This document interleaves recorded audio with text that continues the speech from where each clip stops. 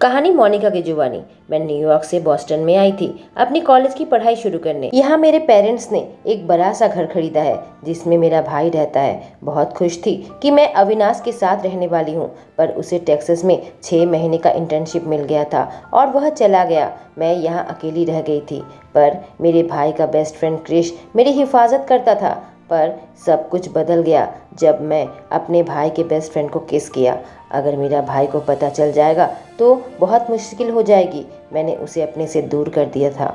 Chris ऐसा लड़का था जिसे हर लड़की पाने का सपना देखती थी, पर मेरे लिए यह किस मायने रखता था। पर क्रिश कहा कि वह मेरे साथ खेल नहीं रहा था क्योंकि मैं उसके बेस्ट फ्रेंड की बहन हूँ। मैं अपने ऑर्केस्ट्रा टीम के दोस्तों के साथ पार्टी में गई थी जहाँ क्रिश अपने फुटबॉल प्लेयर्स और चीयर लीडर के साथ आया था। वह एक लड़की के साथ लगा हुआ था। मुझे बहुत गुस्सा आया। मैं नशे में थी। मैं एक अधेड़ उम्र के आदमी के साथ डांस करने लगी जिससे क्रिस गुस्से में आ गया। मुझे वहां से पकड़कर घर लेकर आ गया था। जब उसे महसूस हुआ कि मुझे जलन हो रही थी और मैं चाहती थी वह मुझे चाहे, उसने मुझे पकड़ लिया और मेरे होठों पर होंठ रख दिए। जुनूनी तरीके से मुझे चूमने लगा। मैं भी पूरे दिल से उसे चूमने लगी। ऐसा लगा मेरे दिल में जितने भी जज्बात है उससे मेरा दिल फट जाएगा। उसके होंठ मेरे होठों पर कितने सही लग रहे थे। मैं सिसकी लेने लगी, उसके किस को और गहरी की। अभी उसने मेरे सामने जो शब्द कहकर स्वीकार किया, यकीन नहीं हुआ कि उसने कहा। उसने कभी किसी को इतना नहीं चाहा था जितना वह अब मुझे चाहता है। मुझे परवाह नहीं है वह एक झूठ है या नहीं, क्योंकि वह शब्द सुनने में ही बहुत अच्छा लग रहा था। साथ ही मुझे रोना आ गया था। मैं सफ़ेद झंडी खड़ी कर दी। यह कमजोरी दिखाने का वक्त था। मेरा दिल यही चाहता था। इस वक्त मैं उसके बाहों में रहना चाहती थी। मैं उससे अलग हटी। कहा क्रिश किस से मेरी सांसें छोटी पड़ रही थी। वह काफ़ी झुंझलाहट में लगा क्योंकि किस के बीच में रुकावट डाल दी थी। मेरी आंखों में अपनी आंखें डालकर ढूंढने लगा कि मैं आगे क्या कहने वाली हूँ। मुझे माफ़ करना, मैं फुसफुसाई। मुझे तुम्हें यूं अपने से दूर नहीं करना चाहिए था। मैं बेवकूफ़ थी। मैं इनकार में थी। मैं तुमसे जो कहा था वह कहने का मतलब चुप करो। अब मुझे फ़र्क नहीं पड़ता। वह मुझे बीच में काट कर मेरे होठों पर अपने होंठ रख दिए। मैंने अपनी आंखें बंद कर ली और उंगलियों से उसके पीठ को पकड़ लिया। उसने मेरे शरीर को दीवार की तरफ उछाला। मैं उसे ऐसे पकड़ी जैसे मेरी जिंदगी उस पर निर्भर करती है। मैं अपने पैर उसके कमर पर मोड़ते हुए किस को जारी रखा। हमारी जीभ एक दूसरे के साथ नाच रहे थे। वह मुझे खुद को उससे चिपका कर रखा था। वह मेरे होठों को ऐसे चूस रहा था जैसे मेरे घुटने कमजोर पड़ने लगे, क्योंकि बेहद अच्छा महसूस हो रहा था। शुक्रगुजार हूँ कि उसने मुझे उठा कर रखा था। उसने दरवाजे को धक्का मारा। मैं समझ गई कि हम मेरे बेडरूम में आ गए। उसके बाद उसने मुझे बेड पर लेटाया और मेरे ऊपर आकर घेराबंदी कर लिया जैसे कि मुझे हासिल करना चाहता हो। उसकी आंखों में चाहत और उसमें और भी कुछ चीज़ भरी हुई थी, कुछ ऐसी चीज़ जो इतनी तीव्र थी कि मुझे चोट पहुंचा रही थी। क्या मुझे सच में यह साबित करना पड़ेगा मोनिका कि मैं तुम्हें कितना चाहता हूँ? उसने कहा, जो शब्द मेरे आत्मा तक प्रवेश कर गई। वह मेरे गालों को पकड़कर फिर से चूमने लगा। मैंने पहले क्यों नहीं देखा था कि उसे मेरी ज़रूरत है, ठीक वैसे ही जैसे मुझे उसकी ज़रूरत है। सारे दीवार टूटकर चूर हो गए थे। पहले किस के बाद ही उसने मेरा दिल चुरा लिया था और अभी मैं अपने बेड पर लेटी हुई थी और वह भी उसके साथ। अब वह मेरे कंधों को चूमने लगा था। मैं कराही जब वह मेरी त्वचा को चूसने लगा। यह दुख रहा था, पर जो सुख मुझे दे रहा था इससे दर्द का आभास नहीं हो रहा। इस तरह से कपड़े दोबारा नहीं पहनूंगी। जिस तरह से वो मुझे चूम रहा है मेरी त्वचा में निशान पड़ जाएगा। एक झटके से उसने मेरे ड्रेस के साइड की चेन खोल दी और ड्रेस को नीचे खींचा, जिससे मेरा उभार और पेट उजागर हो गया। मुझे देखने लगा और मेरे चेहरे पर गर्मी पैदा होने लगी। मेरा दिल दौड़ रहा था। मैं अपने शरीर का यह हिस्सा किसी के सामने आज तक उजागर नहीं किया था। उफ मोनिका, तुम कितनी खूबसूरत हो। उसके शब्दों से मैं ब्लश करने लगी और वह चूसना शुरू कर दिया। क्रिश, मैं कराही। इस वक्त उसे उत्तेजना से कांपने लगी थी जो एकदम से कच्चा और दुर्लभ था। वहीं उसकी जीभ कारनामा दिखाते हुए मेरे पूरे शरीर में कपकपी पैदा कर रहे थे। जब तक क्रिश ने मुझे छोड़ा मैं हाँफने लगी थी। क्या यह किस तरह का खेल है मुझे नहीं पता। उसके बाद जो करेगा मैं कैसे बच पाऊंगी। फिर मैंने उसके अंबर आंखों में देखा तो कहीं जल्दी खत्म होने वाला नहीं था। कोई रास्ता नहीं था कि मैं उसके आंखों में जलती चाहत को कम कर पाऊं। क्रिश अपनी शर्ट उतार कर फेंक दी और उसका परफेक्ट शरीर का दृश्य मेरी आंखों के लिए आशीर्वाद था।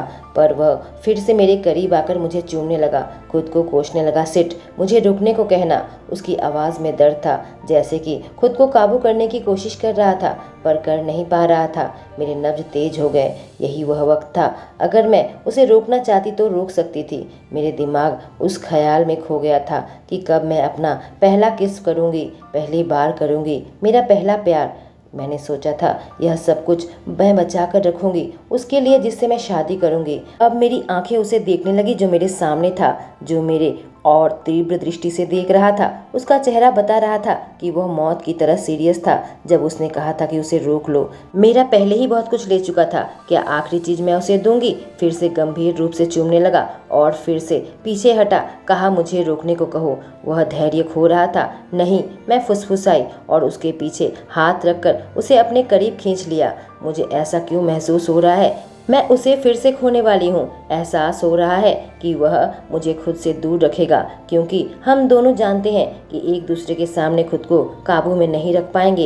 एक बार उसे खोने का दर्द सह चुकी हूँ। जब मैंने उसे दूर किया था, मैं दोबारा नहीं सह पाऊंगी। हाँ, मेरे भाई अविनाश के बारे में हम बाद में भी सोच सकते हैं। मत रुको, मैं भीख मांगी। मुझे छोड़कर मत जाओ क्रिश। मेरी आवाज़ कांप रही थी। मुझे लगा कि यह दोनों वाक्य को वह सुनना चाहता था, क्योंकि उसके बाद वह मेरे मुंह का स्वाद लेने लगा। उसके कर्म बता रहे थे कि वह मुझे नहीं छोड़ने वाला।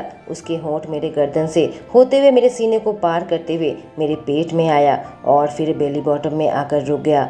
मेरा दिल रुक गया जब वह मेरे ड्रेस को और नीचे खींचा और उतार कर फेंक दिया। मैं उसके सामने लगभग नग्न थी।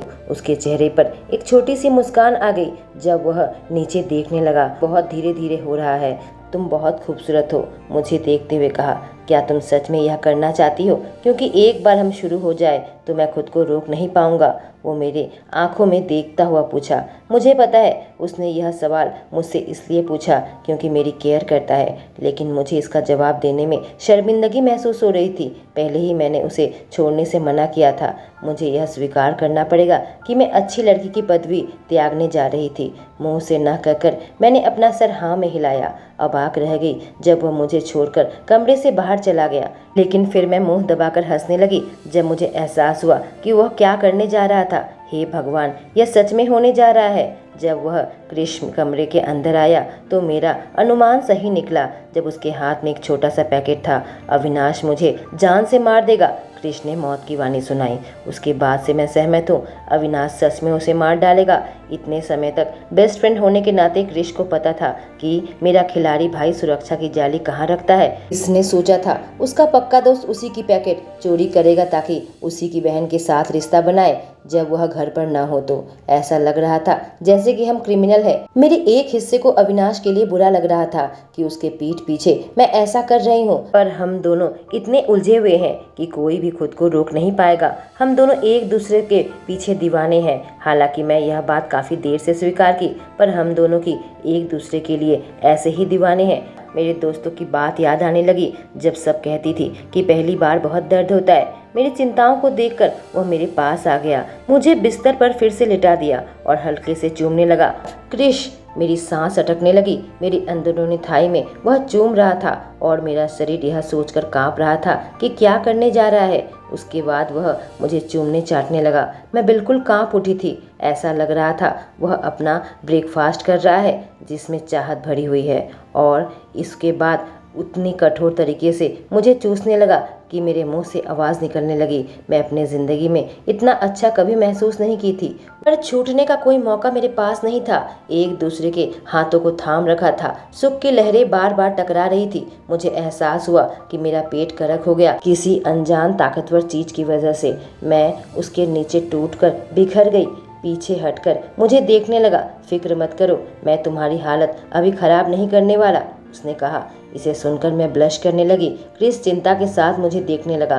कहा, थोड़ा दर्द होगा। मैंने अपना सर हिलाया। जब मेरे अंदर समाया मुझे दर्द हुआ जिससे मैं तड़पने लगी। वह मुझे देखने लगा था। एक पल के लिए मुझे उसकी आंखों में दर्द नजर आया और कुछ एहसास, क्या यह प्यार है? मेरी आंखों से आंसू आने लगे। इसलिए नहीं कि मुझे दर्द हो रहा था, बल्कि इसलिए कि मैं इस तरीके से अपनी वर्जिनिटी खोने जा रही थी। वह गहराई में गोता लगाने लगा। मोनिका, मैंने देखा कि वह अब खुद को पूरे तरीके से छोड़ देना चाहता था। बहुत अच्छा महसूस हो रहा है।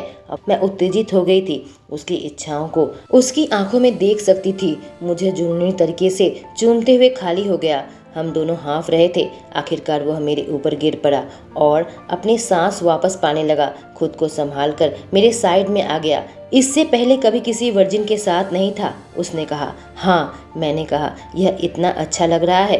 मैंने कभी सोचा नहीं था कि आज की रात होगी। मेरी ओर मुड़ा, मुझे अपने करीब खींच लिया। हमारी नाक एक दूसरे से चिपक गए थे। कहा, थैंक यू मोनिका, यह जानकर कि मैंने उसे एक कीमती तोहफा दिया है। और मैं उसी की बाहों में सो गई। जब मैं सुबह उठी तो क्रिस को अपने साथ सोया पाया। उसके चेहरे को देखते ही मैं मुस्कुराने लगी। कितनी शांतिपूर्वक तरीके से सो रहा था।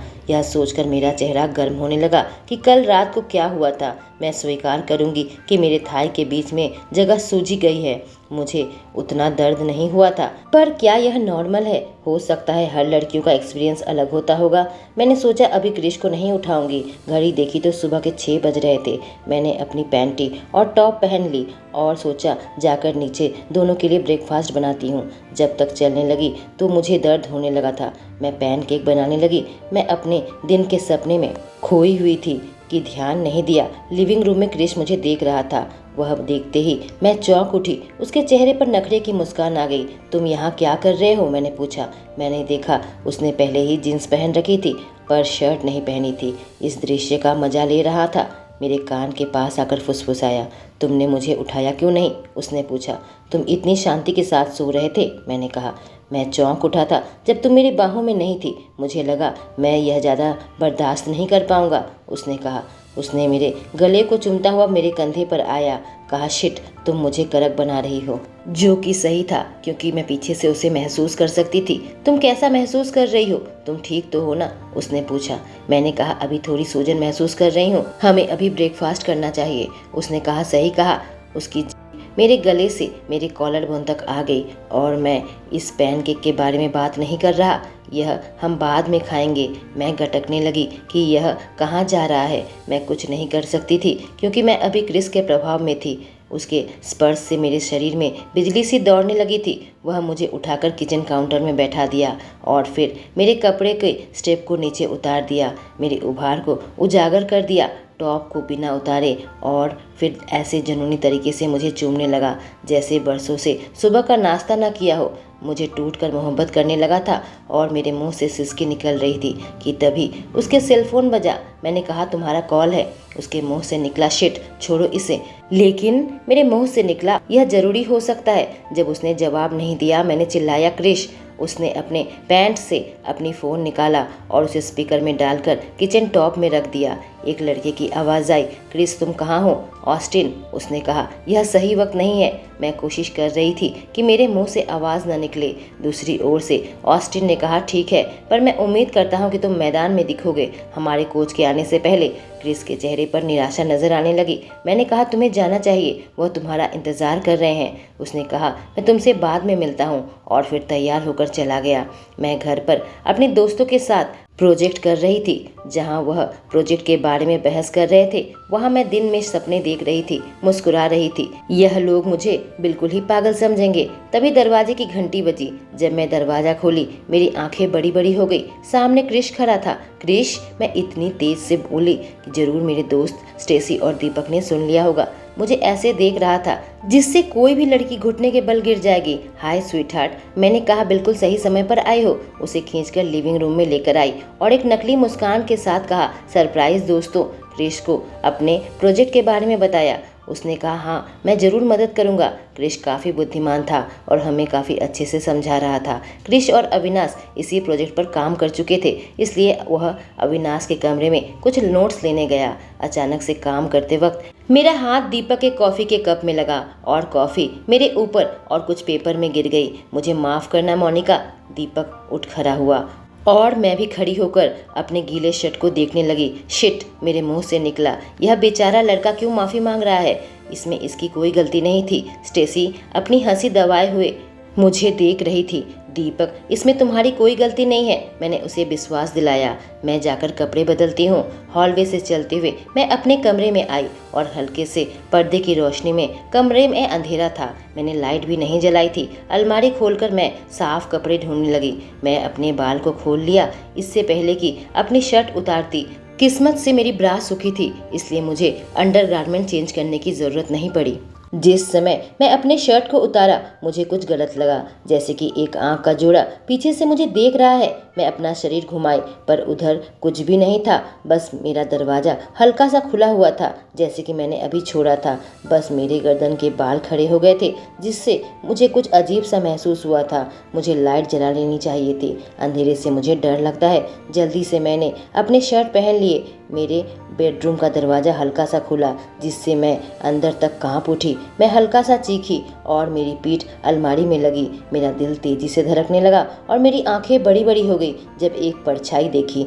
बाहर हॉल की रोशनी मेरे कमरे में आई और सामने दुबले पतले शख्स को पहचान लिया। दीपक, मैं गूंजी। मोनिका। उसने आवाज़ को लंबा खींचा। मैंने दरवाज़ा खोला, देखा वो सामने खड़ा था। अपने पीछे के सिर के बाल को खुजला रहा था, जैसे कि किसी मुसीबत में हो। मैं वॉशरूम ढूंढ रहा था। मुझे लगता है मैं गलत दिशा में आ गया। उसने कहा, तुम मुझे बिल्कुल मौत की तरह डरा दिए। मैंने कहा। मैंने दीपक को वॉशरूम का रास्ता दिखा दिया कि तभी मेरे सामने क्रिश आ गया। सब कुछ ठीक है ना? क्रिश ने पूछा। मैंने अभी तुम्हारी चीख सुनी। मैं ठीक हूँ, मैं लगभग हंसने लगी। मैंने कहा, मैं थोड़ी डर गई थी। दीपक बिना क्रिश की आंखों में देखे वहां से चला गया। मैंने देखा क्रिश उस लड़के को पीछे से देख रहा था। पूछा, यह लड़का है कौन? दीपक, हाई स्कूल में मेरा दोस्त है। मैंने कहा, और फर्स्ट ईयर में हमारे कुछ कॉमन क्लास है। क्रिस के चेहरे का भाव बता रहे थे कि मेरा जवाब से खुश नहीं है। मैं अपनी लैब खत्म करके मन ही मन मुस्कुराकर चल रही थी कि अचानक से एक आवाज़ मेरे कानों में आई, हाँ, मुस्कुराते रहो और ऐसा नाटक करो जैसे कि मैं हूँ ही नहीं। जब मैं रुककर अपना सर घुमाकर देखी तो वही इंसान था जिसके लिए अभी मैं मुस्कुरा रही थी। उसने अपने हाथों को मोड़कर अपने सीने में रखा और मुस्कुरा रहा था। मुझे लगा तुम कोच के पास हो। मैंने कहा। क्रिश ने कहा, नहीं, मेरे पास अभी थोड़ा वक्त है। उसने हॉल में अचानक से मुझे चूमा, जिससे मैं घबरा गई। उसने कहा, घबरा मत, यह रास्ता पूरा खाली है। पर तभी मैंने उसके बाजू को पकड़ा और खींचकर लेडीज रूम में लेकर आ गई और दरवाजा बंद कर लिया। मेरे इस साहसिक हरकत से वो बिल्कुल बिदक उठा। उसके चेहरे में साफ लिखा था, पर हम दोनों एक ही जैसे चौंक गए थे। मुझे लगा था बाहर कोई हमें देख लेगा, इसी वजह से मैं उसे लेडीज रूम में खींच लाई थी। लेकिन तभी रेस्ट रूम का दरवाजा खुला और दो लड़कियों की आवाज़ मेरे कानों में आई। आपस में बात कर रही थी। मेरा दिल तेजी से धड़कने लगा। देखा तो क्रिश खरा खरा मनोरंजन के साथ मुझे देख रहा था। तुम आज काफी आक्रामक थी, उसने फुसफुसाया, जिससे मेरे गाल गर्म हो गए। फिक्र मत करो, मुझे बहुत अच्छा लगा, कहकर अचानक से वह अपनी जीभ मेरे कान में फेरने लगा। क्या मैं शैतान के पिंजरे में खुद फंस गई? मुझे उम्मीद है तुम भूली नहीं हो कि मैं पिछली बार अपना ब्रेकफास्ट पूरा नहीं कर पाया था।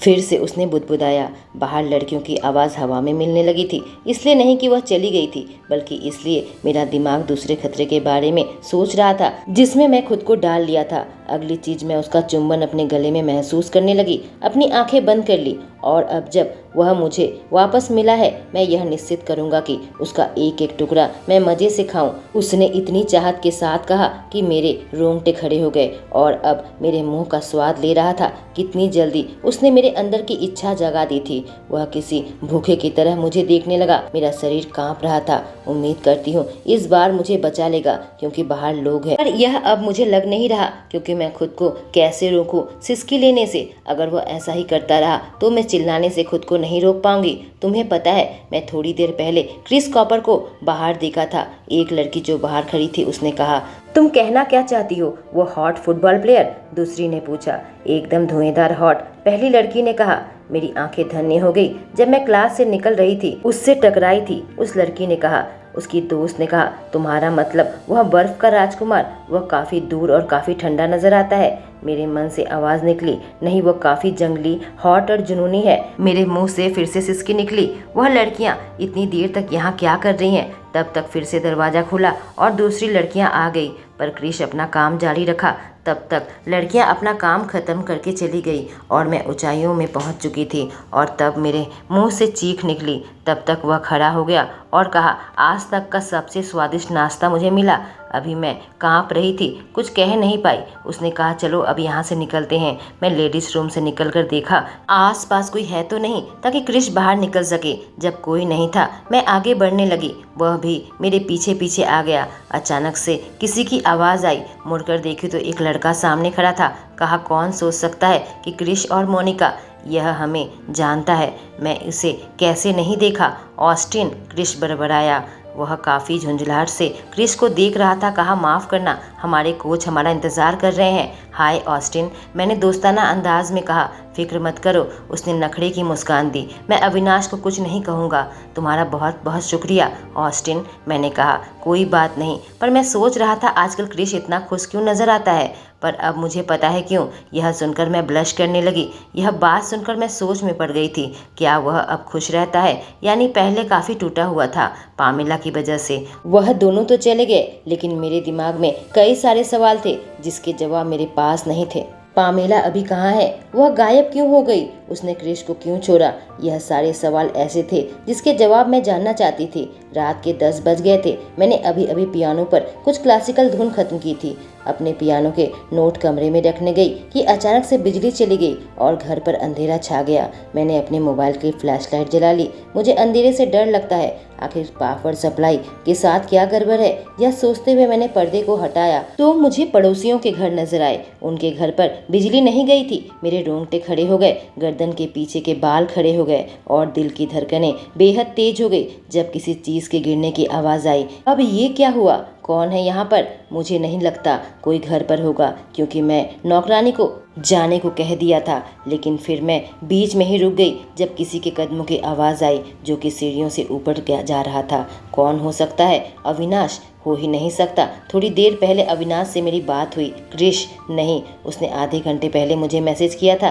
कि वह किसी फुटबॉल बडी के बर्थडे पार्टी सेलिब्रेशन में है। अगर कोई होगा तो मुझे आवाज़ देगा, क्योंकि उन्हें पता है घर में अंधेरा है। मैंने झटाक से अपने फ़ोन का फ्लैशलाइट बंद कर दिया। वह इंसान दूसरे फ्लोर पर गया और मैं पीछा करने लगी, यह जानने के लिए कि कौन है। हल्की हल्की गलियों से रोशनी आ रही थी। मेरा दिल जम गया जब मैं एक लड़के को हुडी पहने हुए और चेहरे को नकाब से ढका हुआ सामने खड़ा पाया। हमारी फैमिली फोटो को टटोल रहा था। मैं बिल्कुल घुट गई जब देखा उसने एक तस्वीर को चूमा। किसकी तस्वीर? ऐसे चूम रहा है जैसे कीमती हो। सच जानकर मैं अंदर तक हिल गई, क्योंकि वह मेरी तस्वीर थी। वह वही इंसान है जिसने मेरी इज्जत लूटने की कोशिश की थी उस अंधेरी गली में। वह साइकोपैथ इतना पागल है कि मेरा घर में यूं तोड़कर घुस आया है। अपने हाथ को मुंह से ढक लिया ताकि मैं चीखूं नहीं।